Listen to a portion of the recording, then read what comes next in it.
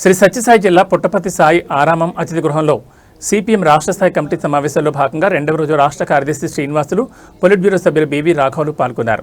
ఈ సమావేశానికి హాజరైన సిపిఎం నేతలకు కార్యదర్శి శ్రీనివాసులు దిశానిర్దేశం చేశారు.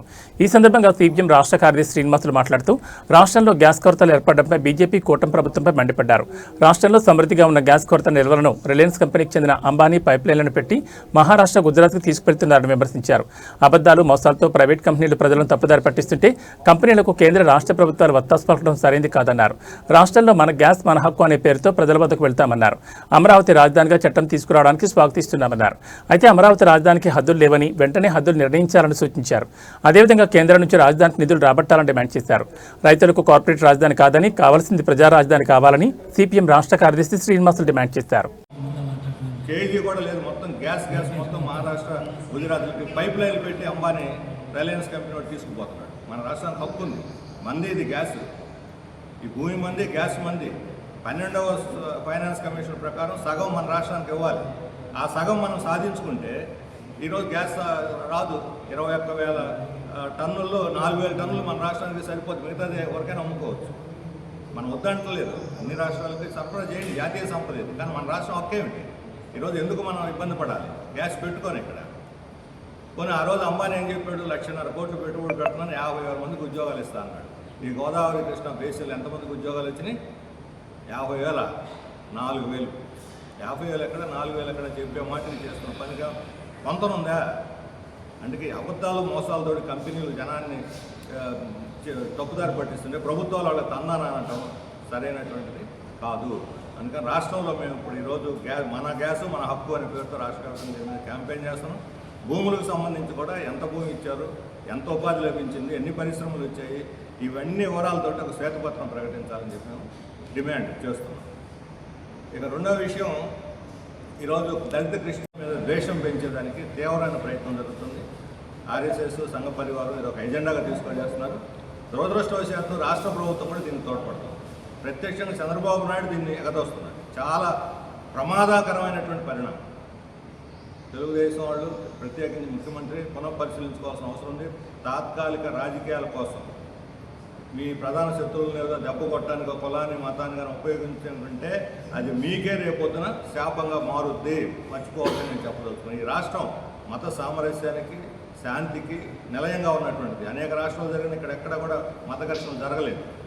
ఈరోజు ప్రారంభమవుతుంది. ఆకివీడులో ఘటన జరిగితే రామకృష్ణరాజు పోయి అక్కడ శగ పుల్ల పెట్టేసి వచ్చాడు. దళితుల మీద ఈయన పోయి దళితుల మీద పేటకు వెళ్ళి గొడవ పడి వచ్చి మమ్మల్ని అక్రమంగా కొట్టారు, బయట వాళ్ళని తీసుకుపోయి అక్కడ పేటకు పోయి గొడవ చేసి బయట వాళ్ళు వచ్చి కొట్టారని చెబుతుంటే ప్రభుత్వం దాన్ని సమర్థిస్తే 60 మంది 65 మంది దళితులను అన్యాయంగా వచ్చి కేసులు, ఏం కేసులు అవి? మర్డర్ కేసులు, ఉరిశిక్ష పడే కేసులు పెట్టారు. హిందువులు అందరూ మతోన్మాదులు కాదు, హిందువులు అత్యధిక భాగం ఈ రాష్ట్రంలో మత సామరస్యాన్ని కోరుకుంటున్నారు. హిందువులు, ముస్లింలు, క్రైస్తవులు కలిసి ఉండాలని కోరుకుంటున్నారు. దురదృష్టవశాత్తు సుప్రీంకోర్టు కూడా దళిత, క్రైస్తవులు ఎస్సీలు కారు అని తీర్పు, దాన్ని అడ్డం పెట్టుకుని కొందరు ఈరోజు రాజకీయాలు చేయడం చూస్తున్నారు. హిందువులైనా, ముస్లింలైనా, క్రైస్తవులైనా ఎస్సీలే అని చెప్పి రంగనాథ్ మిశ్రా రిపోర్టు, రాజేంద్ర సత్యార్ రిపోర్టు కొండ బద్దలు కొట్టినట్టు చెప్పారు. వాళ్ళందరినీ ఎస్సీలుగానే పరిగణించాలని సిఫార్సు చేశారు. వ్యాప్తంగా మేము అన్ని దళిత సంఘాలు, ప్రజా సంఘాలు, పౌర సంఘాలతో కూడా కలిసి ఉద్యమాన్ని, ఒక విశాల ఉద్యమాన్ని నిర్మించాలని కూడా మేము నిర్ణయించుకున్నాం. కల్పించాలని 2024 ఎన్నికలు అవడంతో అందరికన్నా, తెలుగుదేశం కన్నా ముందు డిమాండ్ చేసింది మేము ఫస్ట్. అయితే ఈరోజు చట్టం వచ్చింది, హర్షం వ్యక్తం చేసాం. అయితే ఆ చట్టంలో పలు లోపాలు ఉన్నాయి. ఒకటి, అమరావతి అంటే ఏమిటి? దానికి సరిహద్దుల డెఫినేషన్ లేదు. గుంటూరు ఉంది, విజయవాడ ఉంది, మంగళగిరి ఉంది, తాడేపల్లి ఉంది, తెనాలి ఉంది, మచిలీపట్నం ఉంది. కానీ అమరావతి అక్కడ కొత్తగా నిర్మిస్తున్న నగరం, దాన్ని డిఫైన్ చేయాలి, దాని సరిహద్దులు డిఫైన్ చేయాలి. సరిహద్దులు డిఫైన్ చేయకుండా ఒకసారి సిఆర్డీ ప్రాంతం అంత అంటారు, ఒకసారి ఏమో మొత్తం ఖాళీ ఉన్న ప్రాంతం అంటారు. ఇది అర్థం లేదు, అందుకని డిఫైన్ చేయాలి. ఇది మొదటి లోపం. రెండవది, కేంద్రం బాధ్యత విభజన చట్టంలో ఉంది. విభజన చట్టంలోనే సవరణ చేసింది. ఆ విభజన చట్టంలోనే రాజధాని నిర్మించడం కేంద్రం బాధ్యత. కేంద్రం నుంచి ఎంత డబ్బు వస్తుంది? ఒక పైసా రావడం, అన్ని అప్పులు ఇప్పిస్తున్నారు, అప్పులు మనమే తీర్చుకోవాలి. కాబట్టి కేంద్రాన్ని నుంచి నిధులు రాబట్టాలి. ఆ బిల్లులోనే ఉండాల్సింది. కేంద్రం నిర్మిస్తుంది తన ఖర్చుతో. పోలవరం ఎలా అయితే నిధులు ఇస్తే నిర్మిస్తూ ఉంటున్నారు, దీన్ని కూడా అలాగే నిధులు ఇచ్చి నిర్మించాలి. అప్పుడు మన మీద భారం తగ్గుద్ది. 1,00,000 కోట్లు రేపు పొద్దున ఎవరు తీరుస్తారు? అప్పు ప్రజలే కదా.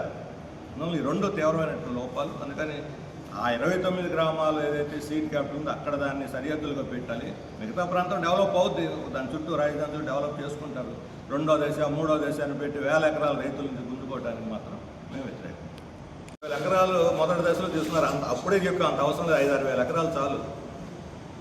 దాని బదులు 30,000 ఎకరాలు తీసుకొని రైతులకు ఈరోజు అల్లాడుతున్నారు. వాళ్ళు తెలుగుదేశం గెలిచిన చాలా సంతోషించారు, మాకు వచ్చేసింది అన్నీ వచ్చేస్తాయని. ఇప్పుడు ఈరోజు వాళ్ళని కదిలించండి, వాళ్ళు త్రిశంకు స్వర్గంలో ఉన్నట్టు ఫీల్ అయిపోతున్నారు. అభివృద్ధి లేదు, ఇటు వాళ్ళ పరిహారం రావట్లేదు, ఫ్లాట్లు ఎక్కడ అన్నిటికన్నా మించి వాళ్ళ కేటాయించిన ఫ్లాట్లు ఎక్కడో తెలియదు. ముందు వాళ్ళకి ఫ్లాట్లు ఇచ్చి కదా ఎవరైతే త్యాగం చేశారో వాళ్ళని భాగస్వామ్యం చేయాలి అభివృద్ధిలో. మాకు వచ్చింది దీంట్లో వాటి అందరికన్నా ముందు మేమే దీంట్లో లబ్ధిదారులు అనే ఫీలింగ్ కలిగితే సంతోషిస్తారు. కార్పొరేట్ కంపెనీలు తెచ్చి వాళ్ళ భూములు అప్పు చెప్పి నీ ఫ్లాట్లు ఎక్కడున్నాయి రైతులకు చెప్పకపోతే రైతు ఏమవ్వాలి? అందుకని ఈ కార్పొరేట్ రాజధాని కాదు కావాల్సింది, ప్రజల రాజధాని కావాలి.